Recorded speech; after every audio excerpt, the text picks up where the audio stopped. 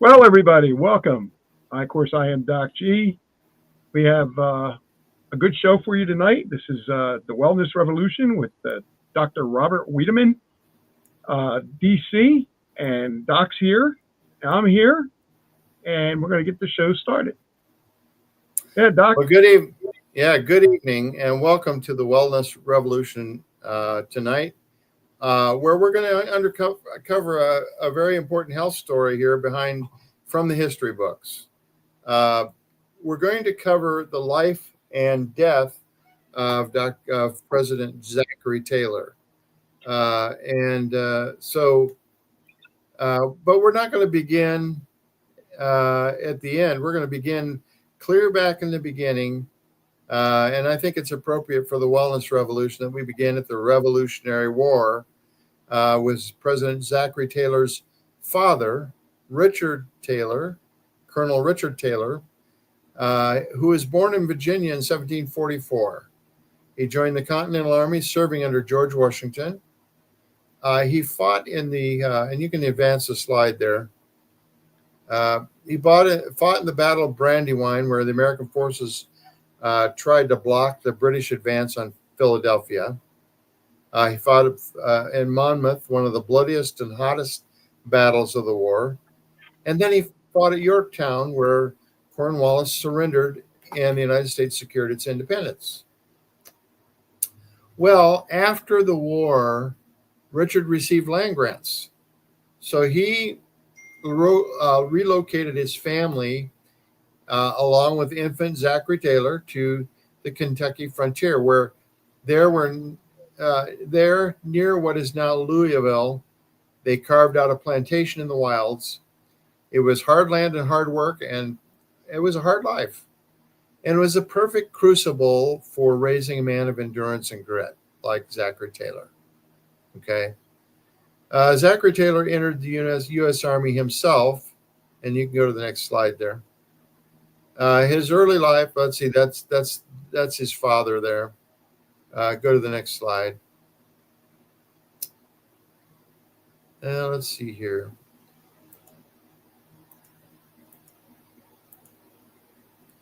Okay. He was appointed first lieutenant by President Thomas Jefferson. Then Taylor went to Fort Harrison, and he was noted for the defense of Fort Harrison. He only had 50 men with him, and the Native Americans actually partly burned down the fort, and so he helped defend the fort.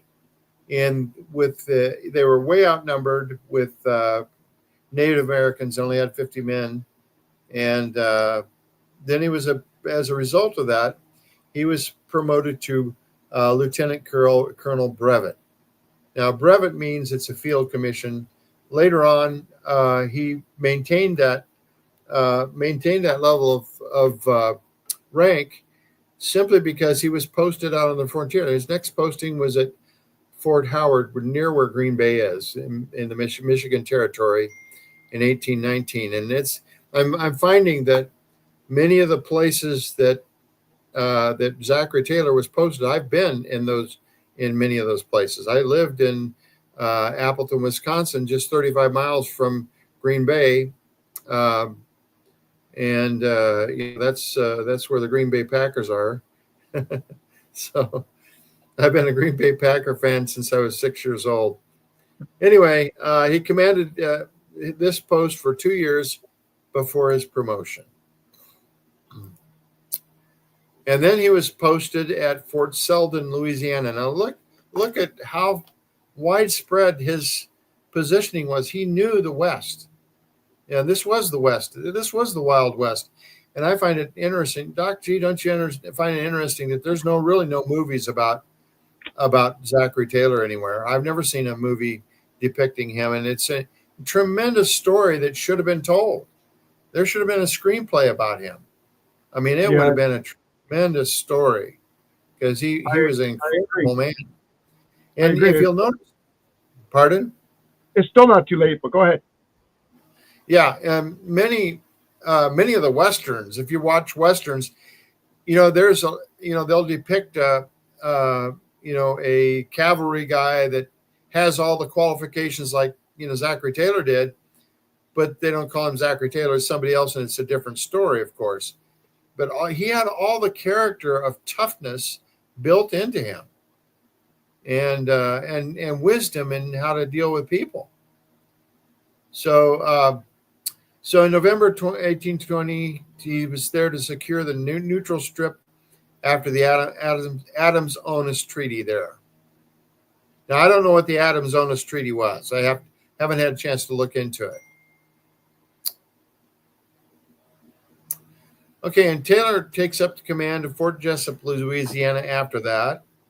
And then he was in command of Fort Snelling in Minnesota, in the Michigan Territory later.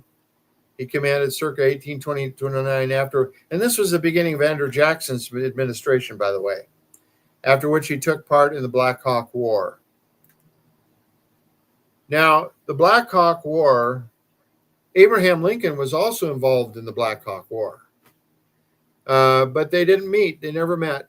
And I looked it up, and they were about 2 months separated from each other. But Zachary Taylor fought in both. Hold on a second here. I got a phone call coming in there, and I want to just silence that. Colonel Zachary Taylor was in the Black Hawk War. He fought at the Battle of I think it was Wisconsin Heights, and then the Battle of Bad Axe on August 1st. And it's got them separated by quite a ways. I don't see how they could be one day apart. So I think there's something wrong with that map. So sorry. Anyway, after that, he went down to the Seminole War in Florida. And at the Battle of, let's see what the name of it's, Okiochi or something like that, where he won that battle. So, and then next, after that, now you can see that this man had a tremendous amount of military experience. I mean, he had campaigns in the Mexican-American War, the Battle of Corpus Christi, the Battle of Buena Vista, and the Battle of Monterey. I think Monterey, something like that. So anyway, so he was a hero. I mean, he actually, now there's another general that actually lived longer than him, and his name was Dr. Winfield Scott. Now, Zachary Taylor was called Old Rough and Ready. Do you know what the nickname of General Winfield Scott was? No, what was it? Old Fuss and Feathers. Fuss and Feathers. Old Fuss and Feathers. Fuss and Feathers. And apparently he was more into uniforms and drills and all that kind of stuff, whereas Zachary Taylor was a fighter. He was absolutely one of the best generals you can ever imagine.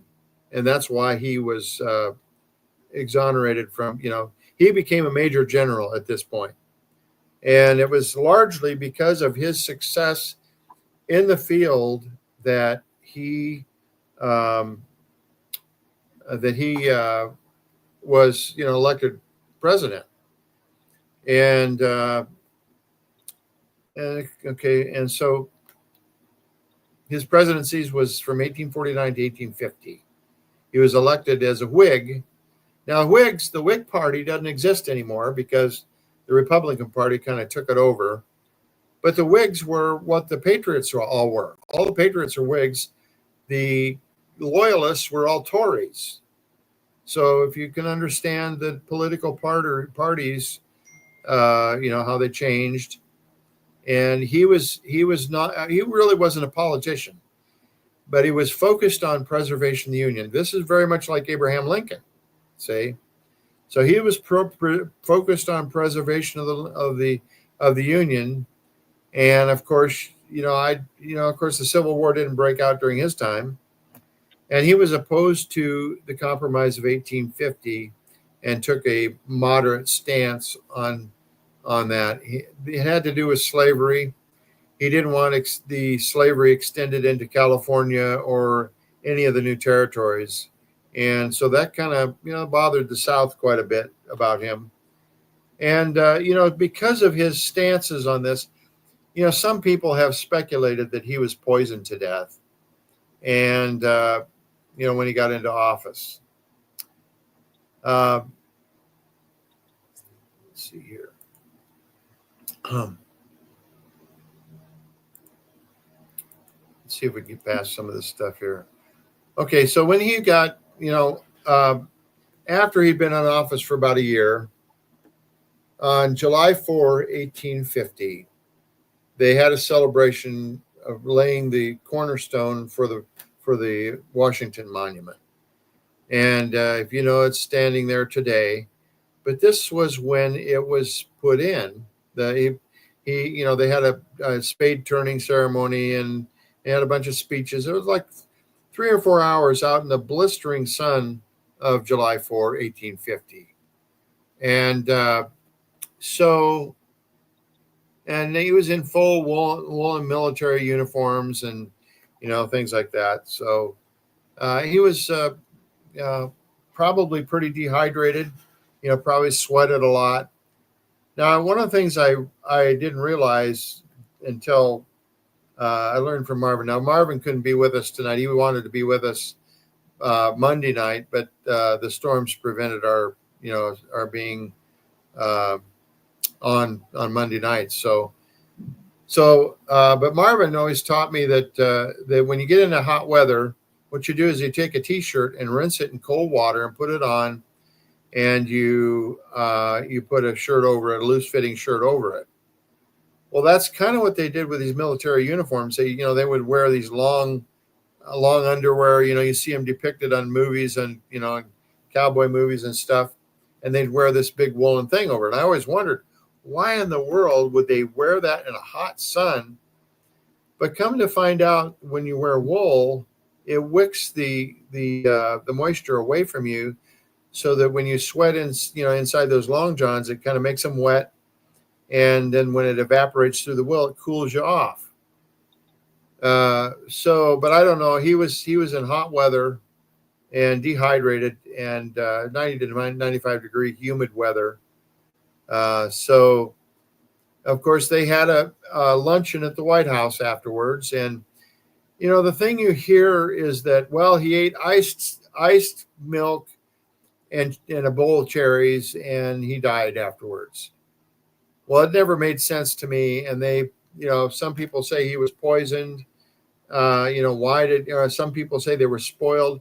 Even that doesn't make too much sense to me.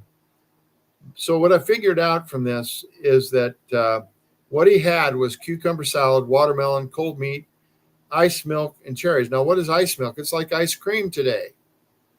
I mean, you've seen ice milk in the stores. That's what he had. It wasn't just icing down milk and drinking it, or having it spoiled. What I think happened was that instead of hydrating himself like he should have done properly. Now, listen. We're also talking about a guy that's been on the frontier. He has eaten all kinds of things all through his career. He's probably had some spoiled food before, okay?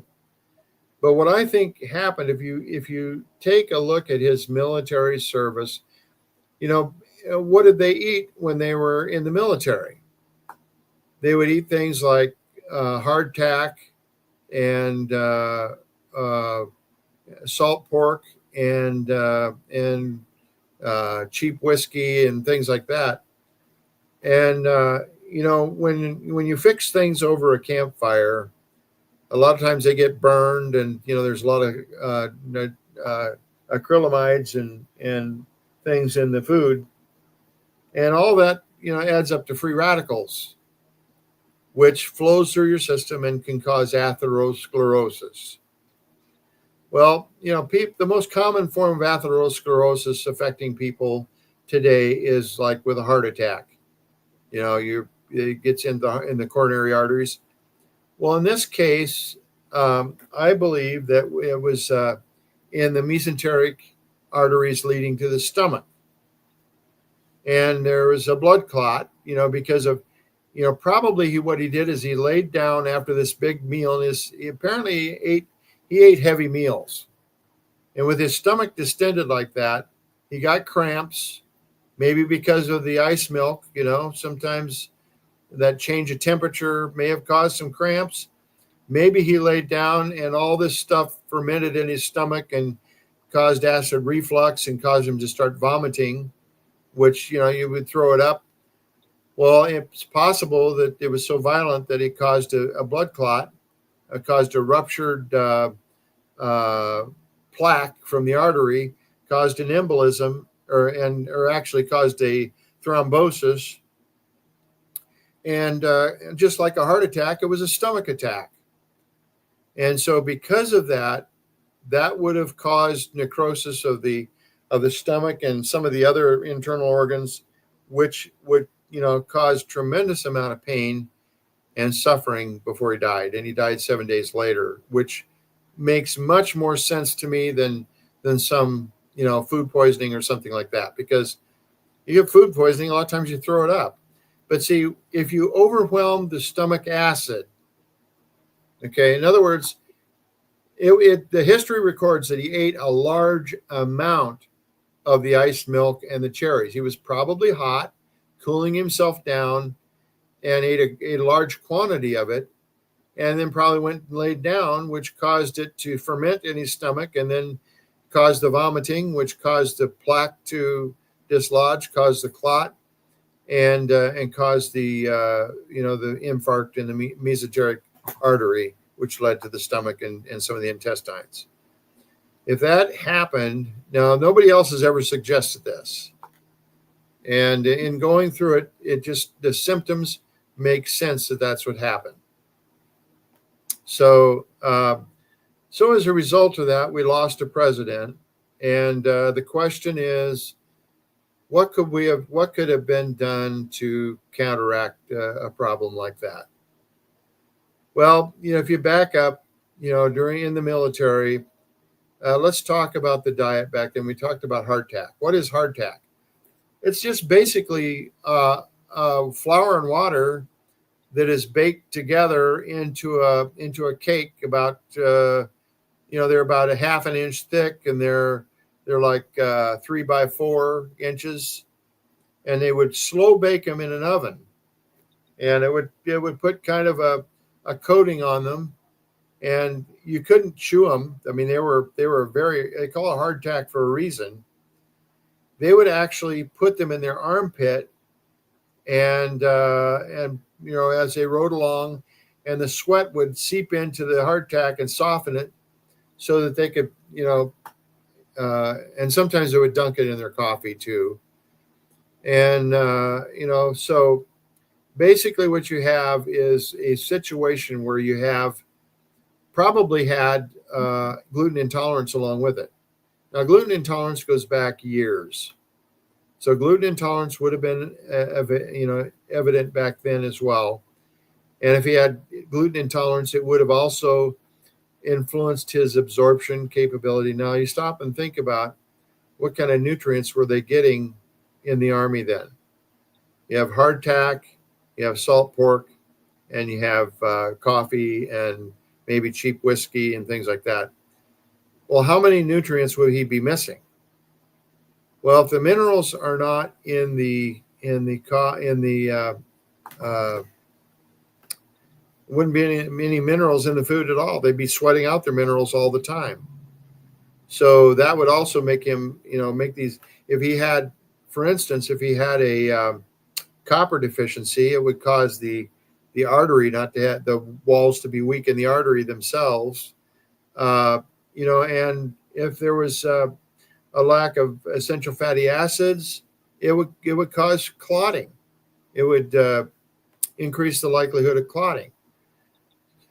So in today's military, I was hoping Marvin would be on here to talk about that today, because he could have lent a lot into the conversation, what he went through in the Navy SEALs. Oh, great. Lemire of Rock and Roll is watching. Sal's Circia, thank you so much. We appreciate having you on. So grateful for all of our listeners tonight, by the way. So, anyway, what could have been done? Let's say that we could, turn back 100 and some years, 175 years or more, and just change even what happened in his presidency. What at that time could we have done? Basically, we would have got him on the 90 essential nutrients. We would have got him on the heart attack, the cardiac protocol, and we would have gotten him on the essential fatty acids. We would also have advised him to wait a while before he ate, to hydrate himself, and perhaps take some plant-derived minerals so he would not be so ravenous, because he was literally ravenous when he was wanting moisture. He was wanting to counteract the dehydration.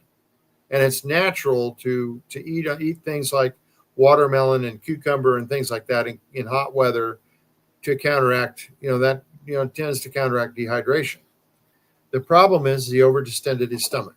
And see, that's another fact of health that we have to be careful of, is not overeating, not overextending that stomach, because the stomach is limited in size. It has a certain amount of acid in it. If you ever see on an x-ray, they have what they call the gastric megaemblaze, which is actually a shadow on the x-ray that shows where the top of the digestive fluid is in the stomach. You can see it.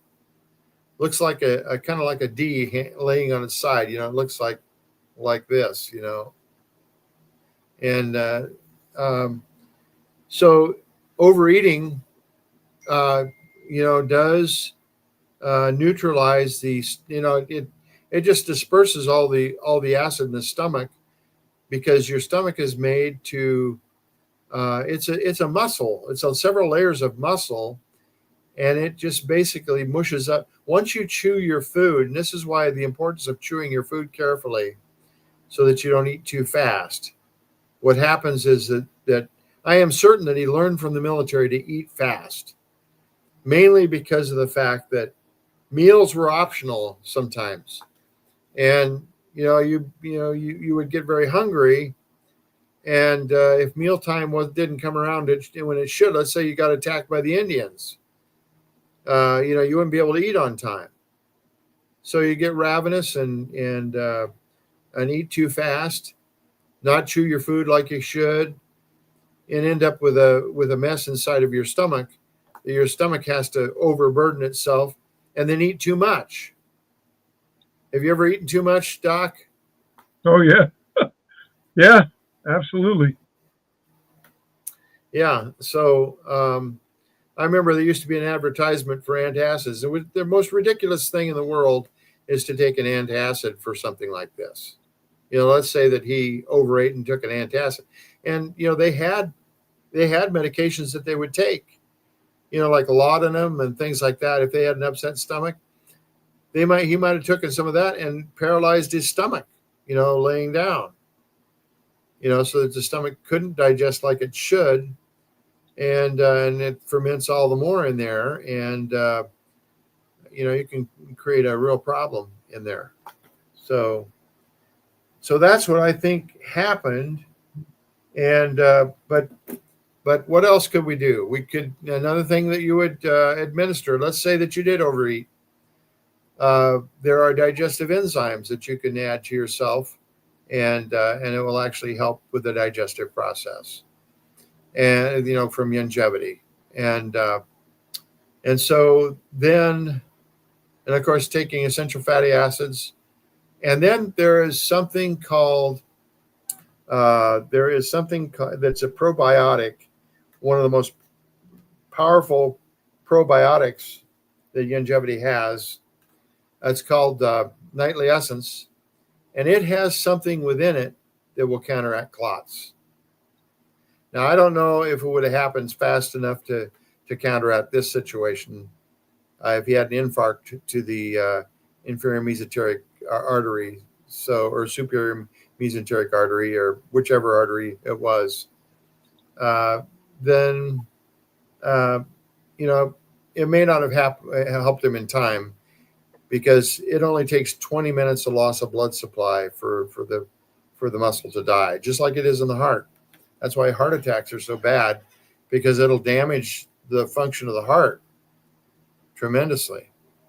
If they were to be taken into in the emergency room, they might have done emergency surgery on him. They also might have put him in a hyperbaric chamber. When you have a loss of blood supply, that is when there's ischemia, hyperbaric chambers do help. I mean, they can put them in pure oxygen and raise the pressure up to three atmospheres, as much as 3 atmospheres or more. So the problem with that is that it can, if you have that high amounts of pressure, can affect the retina of your eye adversely. So anyway, severe cramping followed by vomiting, bloody diarrhea, mesenteric infarct triggered by the sudden cold food and large intake of cherries, resulting in indigestion, possible reflux. Okay, so hence he passed away. And so what we just kind of want to cover here today is I just want to recap what we went over. And so we talked about how Zachary Taylor, his father, Richard Taylor, came from the Revolutionary War, and that he was in the Battle of Brandywine, Monmouth, and Yorktown. After the war, Richard received land grants and took his family with him, including young Zachary Taylor, to the Kentucky frontier near what is now Louisville. He carved out a plantation in the wilds. It was hard work, and Zachary Taylor entered the Army in 1808. In his early years, he spent at remote forts like Fort Pickering, Fort Harrison, where he earned fame during the War of 1812 by defending that post with just 50 men during a siege. Taylor was responsible for troop movement and supply. His leadership helped corner Chief Black Hawk's forces and bring the war to a close. Abraham Lincoln, who would later served in the militia as a young man and later helped bury the dead after the confrontation at Bad Axe. And then he was at the Seminole. Then Zachary Taylor was at the Seminole Swamps, and that's where the name Rough and Ready came from. And he was he fought at the final battle was at Lake Okeechobee in 1837. And that's confusing because here in Iowa there's a lake by the name of Okoboji. So this is Okeechobee, almost the reverse of that. He led U.S. troops across the flooded terrain into the direct fire, a bloody victory at Lake Okeechobee, and that's where he became known as Old Rough and Ready, respected for his toughness, his humility, and closeness to the enlisted men. Now, this is interesting because he had to have a very strong heart. Maybe that's why he didn't die of a heart attack instead, because he had a lot of endurance. He was just physically tough. So, and in the Mexican-American War, he went from general to hero. He fought at Palo Alto, Resaca de la Palma, and then he defeated larger forces with innovative artillery tactics. At Monterrey, he fought with brutal street-by-street battle and negotiated a truce. Then came Buena Vista. Outnumbered nearly 3-1 by Santa Anna's army, Taylor's troop held firm in the hills of northern Mexico. His command became a legend. And of course, Zachary Taylor never voted in an election. He didn't even consider himself political. But in 1848, the Whigs saw in Taylor a trustworthy figure, incorruptible, independent, and very heroic. And I'm a great admirer of him.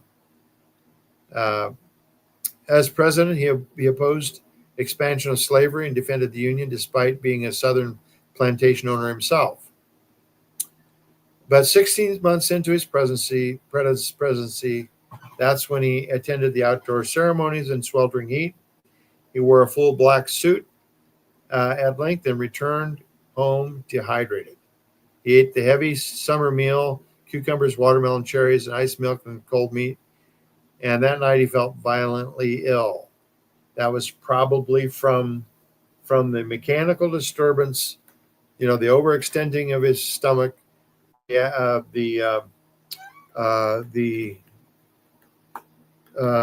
overwhelming his stomach juices, the digestive, the digestive acid in his stomach.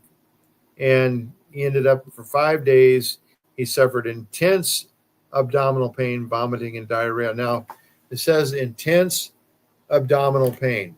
This is one of the things that makes me think that this was a mesenteric infarct, simply because one of the signs of that is extreme pain of the abdomen. You can't touch it.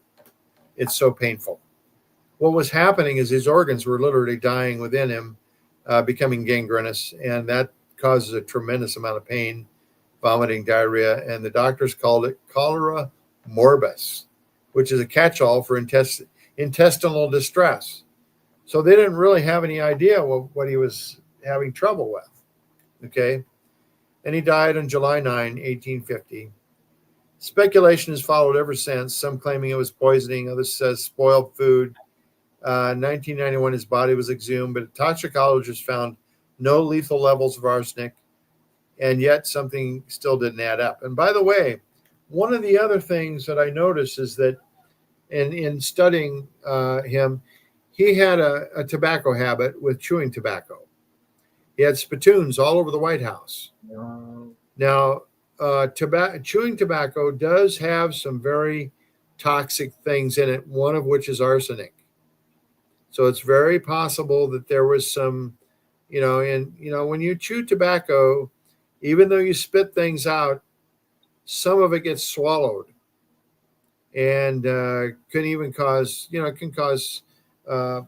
people from, that have a chewing habit can end up with mouth cancer, esophageal cancer, and stomach cancer. So we don't know if there might have been any lesions inside of him from that whatsoever, but like I said, something didn't add up. And the clinical reality is that there's a new diagnosis. And from the chiropractic standpoint, he probably had tremendous amounts of trauma from horse riding and from being in battle and things like that, which would affect the spine. It would cause spinal misalignment, and that would affect the vagus nerve, which controls the stomach as well. It would also control the arteries. Now, one of the things that people don't realize is that every blood vessel in your body is accompanied by nerves that open and close those gates in what's called adaptation. In other words, you have to adapt to your environment. When you have, when you're entering different temperature zones and things like that, your body will open and close blood vessels. This is where people get heat stroke, is because, see, if every blood vessel was open and your entire body would die, if every blood vessel was filled with blood, you'd die because you couldn't adapt. So what's happening is that, for instance, one of the ways I used to illustrate this with patients is when I would put a blood pressure cuff on their wrist, and I would squeeze, pump it up and squeeze all the blood out of their hand so that it was pale.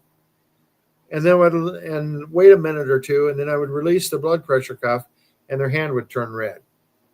And I'd say, well, why is that? Well, because your body senses the lack of blood supply to that area, and so it literally opened up the blood vessels for a period of time while the body was able to replenish itself from the missing nutrients. Replenishment's where it's at.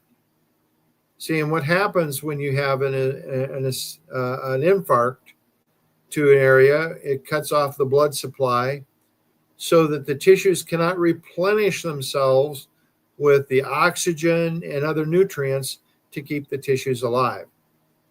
This is a very important thing that we need to understand. This is why correction of the vertebral subluxation is so important, because your blood supply is controlled by the nerves. Now, I've adjusted many people, and you adjust them and their face will turn pink.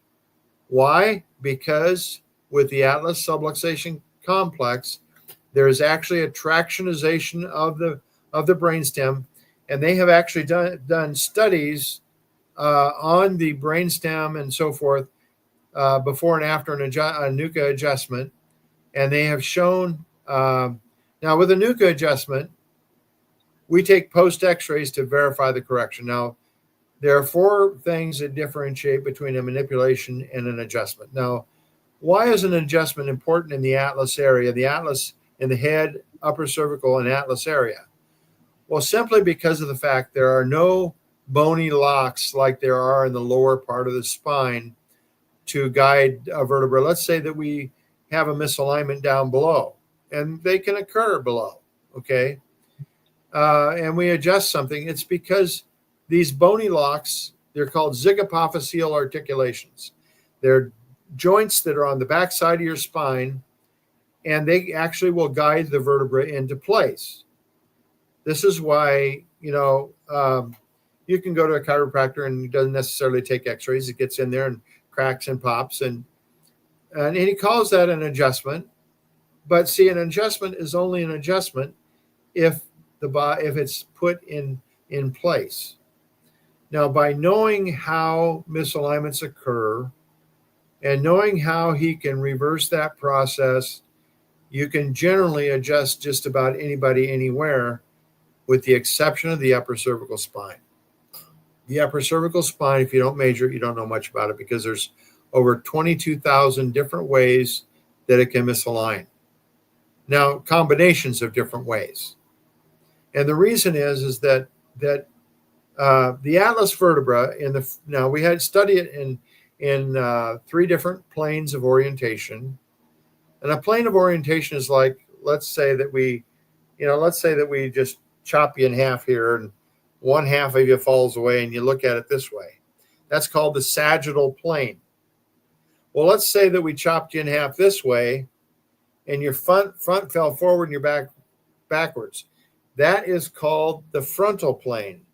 So we have the sagittal plane, the frontal plane, and the transverse plane. Now, we study the spine in all 3 planes of orientation because we want to see how the vertebra has gone forward or backward, side to side, or the rotatory displacement. So there's 3 types of displacement: flexion, extension, right lateral, left lateral flexion, malposition, and then there's rotational malposition. The only place in the spine where all 3 of those kinds of misalignment can occur is in the upper cervical spine. And so now I was on the board that set the standards for NUCA practitioners. This was way back in the 80s that I was on the board. I was one of the first board certified NUCA doctors. There's only 20 of us, and so I actually wrote the definition of normal. Okay, and basically the definition of normal is a vertebra is normal when it's positionally and intersegmentally symmetrical relative to the vertical axis. Well, what is the vertical axis? Well, if you had a plumb bob here, basically a plumb line is a weight. And by the way, we use plumb lines as NUCA doctors to align our X-ray machines with. It's that central beam of the X-ray has to go straight through the center of the bucky in all positions, no matter where the bucky is. The bucky has to operate that way. The tube head has to operate that way, so that we're taking exacting pictures. And believe me, a misaligned X-ray machine will adversely affect the outcome in a NUCA doctor's office. When I started having problems with getting the results I wanted, I would shut the office down for a week, and I would spend a week realigning that X-ray machine so that it split hairs. And in those days I used rare earth fast detail screens and DuPont film, and with the shielding and with the lead shields that we use to focus on the area we want as NUCA doctors. I remember sending my X-rays out to a medical doctor, and he said, a chiropractor took these X-rays. They were so clear that you could see everything. See, and we have to make precise measurements, and we have to have good alignment. By the way, will reduce the radiation to the patient, because there's something called a grid that you have to shoot through. At least you used to in the old days, and it would filter out the scatter radiation so that you could actually see the image that you want. And so we would take images from 3 different directions, from the side to measure the lateral. We called it a lateral film. And then we would take an open mouth A to P to see the surface of C2. And then we would take a nasium down through the atlas arch so that we could measure the relationship of the head with the atlas with the lower cervical spine. And what we were looking for was right and left lateral flexion malposition and rotational misalignment. And then in my later years, I actually determined a method of measuring the sagittal plane, which we didn't do earlier. And so we actually have a 3-dimensional picture of how that kink occurs. It's a 3-dimensional misalignment, and it's measurable, and it's repeatable, and it's reliable. And you can take a NUCA doctor in Minnesota can take a X-ray of someone and measure up the misalignment, and he should be able to fly down to Southern California to Dr. Kripe down there.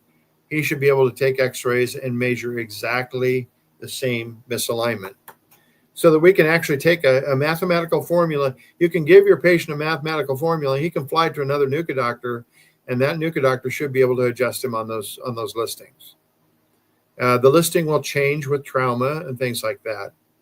So what happens is that what they have found now, Dr. Marshall Dickholz in Chicago did a study on. Dr. Bell was a medical doctor, sent him over 6,000 patients. And with those 6,000 patients, he noticed that almost invariably, if they had high blood pressure, once they got adjusted by Dr. Dickholz, they didn't have it anymore. It was gone. It went down to normal. So he proposed a study, and Dr. Bacris and Dr. Bell and Dr. Dickholtz were all involved in this study. They had a limited number of patients, and they of course did they were able to do because the NUCA adjustment is so subtle, you can fake an adjustment. The trouble is the fake adjustment won't reduce the misalignment. So he divided the group in two and gave a fake adjustment to 50% of the patients and gave real adjustment to the others. And the ones that got the adjustment, it would reduce their blood pressure by better than 2 medications. The ones from the control group did not get better, did not change anything. In other words, this is not psychological. This is actually physical. And part of this study wasn't part of this study. They did a separate study on migraines. They did a case study on a fellow that had had migraines for 20 years. Dr. Dickholtz took pre-X-rays and post-X-rays after the adjustment, but they also took contrast studies of the blood with an MRI before and afterwards. And what this patient showed was that there was a restriction of venous outflow from the brainstem as a result of his subluxation. When that was corrected, that it changed. All that changed, and his headaches went away. So basically, what happens with the subluxation, there are veins that come out from the brainstem, and apparently, with tractionization from that brainstem, causes a back pressure into the brain. Now, this goes along with what Dr. B.J. Palmer believed in the B.J. Palmer Clinic. He said when you have a subluxation, there's an upper brain congestion and lower body starvation. So apparently when there's something released, when that atlas gets properly positioned, and it's provable. Now, one of the things that I proposed with the standards committee, and it's actually published now as part of this, is that in order to have an adjustment, there has to be 4 things. Okay. You have to have a knowledge of what normal is. That's why I put a definition of normal in there. Okay. Vertebra is in normal position when it's positionally and intersegmentally symmetrical relative to the vertical axis.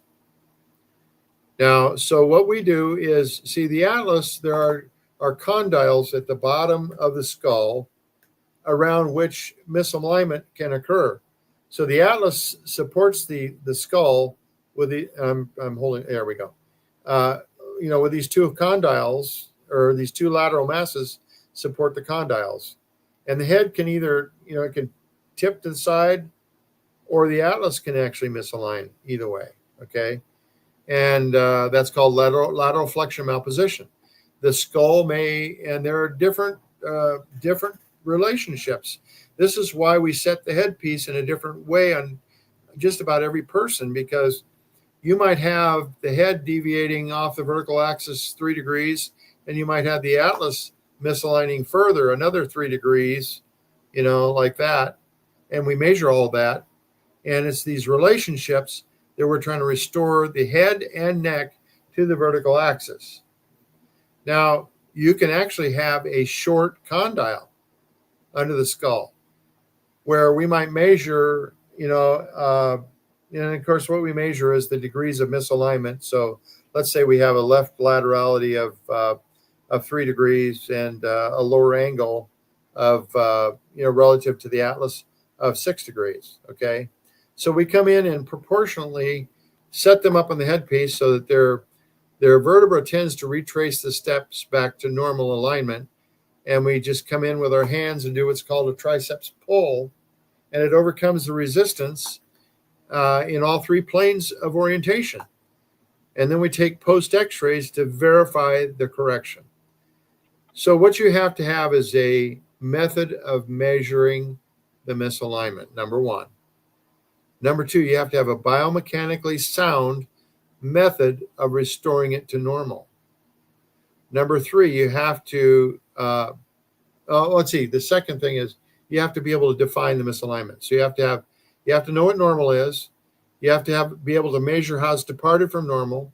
You have to have a biomechanically sound method of correcting it, and you have to verify the correction. If you don't have a verified correction, you don't have an adjustment. I'm sorry. Now, on the lower spine, you might be able to get away with that, but you can't get away with that with an atlas subluxation complex. So you must verify the correction. And it's been shown that you have to have 87% or better correction in order to see a symptomatic improvement. And that's from Dr. Ralph Gregory, from his time. And so that's why those standards are written in there. And that's what is taught in NUCA today. So that's why we take post x-rays after the first correction. Now, you can verify the correction other ways in between. Now, we have something called an anatometer that will measure the pelvic distortion. It'll measure it in the frontal and transverse planes, and you can measure how far right or left the body is leaning. And of course, that's a method of verification. We can do a supine leg check, and then we do a Titron scanner to scan for a balancing of the it actually measures infrared, and it's really looking at circulation. The circulation is affected by the nerves. And what they in the BJ Palmer Clinic, they found that using the neurocalligraph that you could actually measure, you could actually see patterns recurring over and over and over until the correction took place. And so consequently, so you have levels of verification. You have the post x-rays, which is the most important. But post x-rays don't show the physiology like the leg check and the postural examinations with the anatometer and the neurocalligraph. Those are all physiological changes that you see. There are two centers in the brainstem, for instance, that control the tone of the muscles and the extensor muscle of the spine. They're called facilitatory and inhibitory centers, and they have to stay in balance. If your atlas misaligns more than just a fingernail width of laterality, you'll see it in the leg check. You'll see it in the anatometer, because what happens is there's an overflooding of neural impulses to an imbalanced set of muscles, causing them to contract and cause a leg to pull short. I like to liken it to somebody sitting on a yard swing. You have two chains, one on each side. And if you're sitting on a yard swing, you're let's say that one chain's shorter than the other.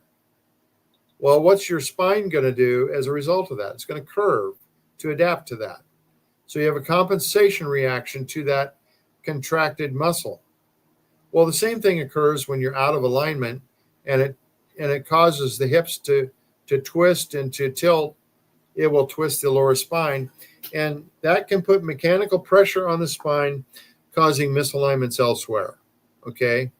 And yes, you can go in and adjust those misalignments in the lower spine, and it does do some good, but it's only temporary, because until you get the atlas straightened out, it's going to come back. So many chiropractors see their patients quite frequently just to keep their lower spine in correction. That's okay, but if you can get to a NUCA doctor and get to the cause of the problem, it's the best.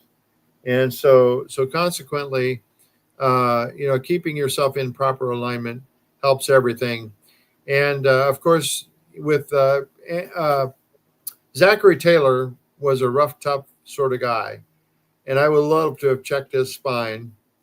Probably correcting him would have made a huge difference before he even had this hot day with a bad dinner.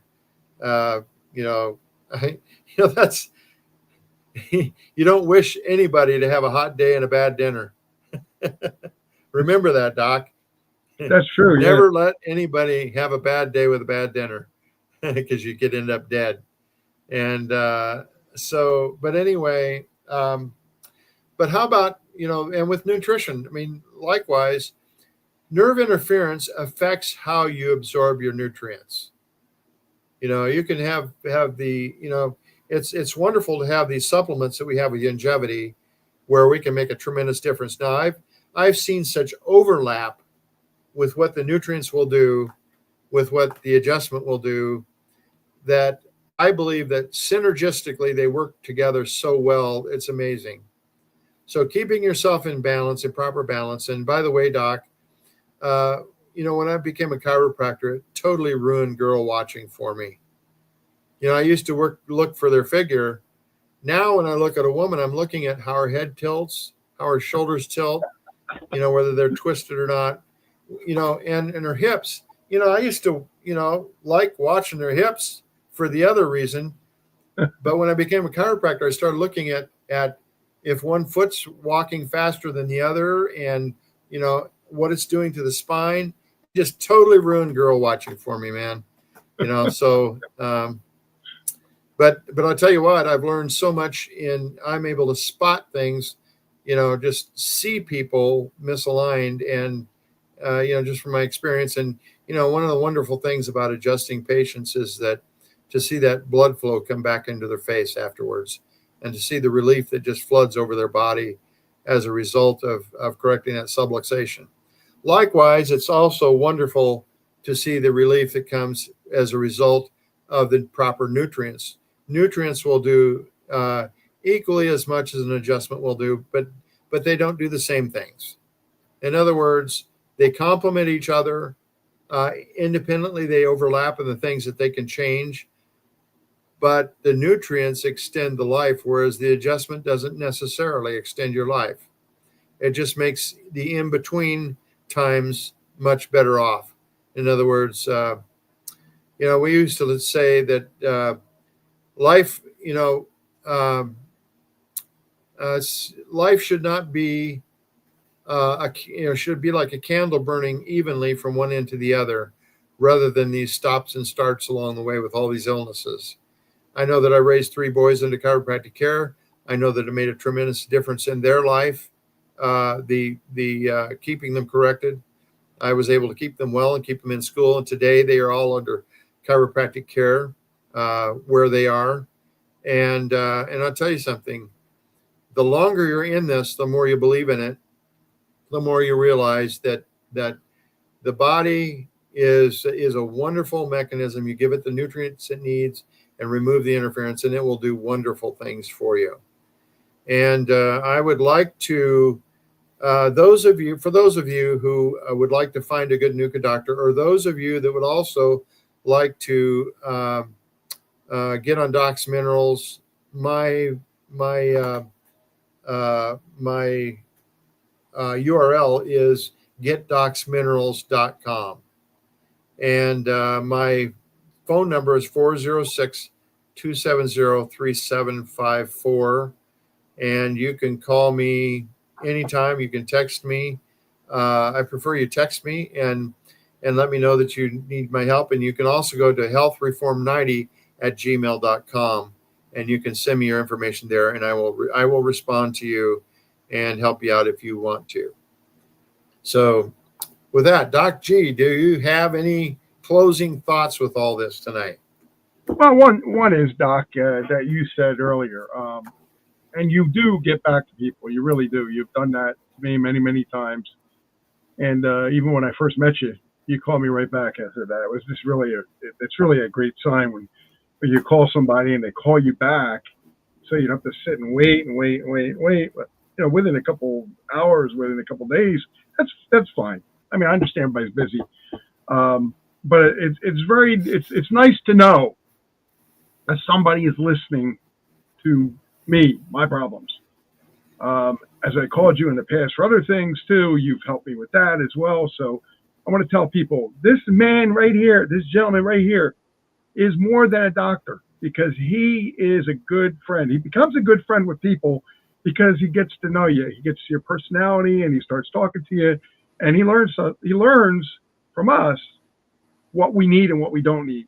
And he'll give you suggestions, just like a doctor should. But only he's a different doctor. he doesn't try to push medicines on you.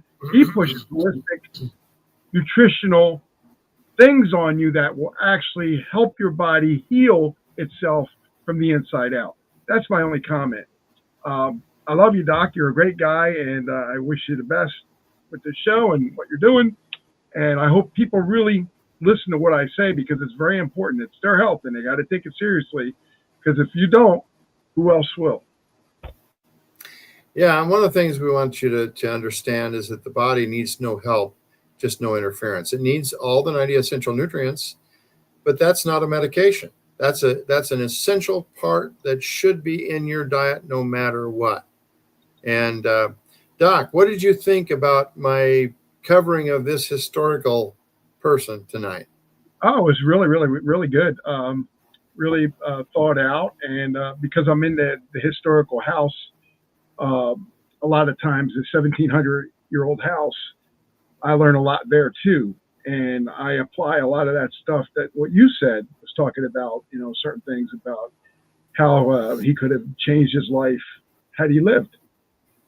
Because there's so many different things. I mean, when you think about it, there's certain things that wouldn't have happened had he lived. Certain things would have happened in a different way had he lived. Just like me, when I had my mini stroke a couple of years ago. If I didn't make it through that, I don't know how my kids would have made out without me. And I don't know, if my wife would have made out without me. I'm sure they would have got along okay. But the point is, I wouldn't be able to do the things I'm doing now, or for helping other people as well, with me being here. And that makes a big difference. So I love the presentation. It was very, very good, very informative, very thoughtful, very understood. And I really think a lot about Zachary Taylor now that I never thought about before. And I think that's what you wanted us to get from this. Yeah, and the main thing I wanted to point out was that the way he died, nobody's ever suggested what I've suggested tonight, and that just simply came from my knowledge of anatomy and the way the body functions from a chiropractic standpoint and from a nutritional standpoint. So there were three factors pointing, that came. There was his failed digestive system. There was the traumas that he occurred in camp, and the poor nutrition that he occurred in camp, and all which contributed to a failed digestive system and also a failed circulatory system. So there was a three-pronged problem there that many people have totally missed. And I wonder if anybody else will start talking about this from now, as a result of this. So, hey, you never know. Sometimes you can start a whole thing just by saying what you're saying. Yeah. Okay. Well, before you know it, Dr. Wiedemann started it. Yeah. Well, very good. Well, thank you very much. And with that, I think we'll close tonight. We will close. Bye, everybody. Thank you for being here. Once again, the information is contact info for Dr. Wiedemann is healthreform90@gmail.com, or text him and call him at 406-270-3754, or go to www.getdocsminerals.com. Check him out. He's a good guy. All right. Bye-bye, everybody. Have a great week. Hopefully we'll see you next Monday. Depends on what God has in store for us. Yeah.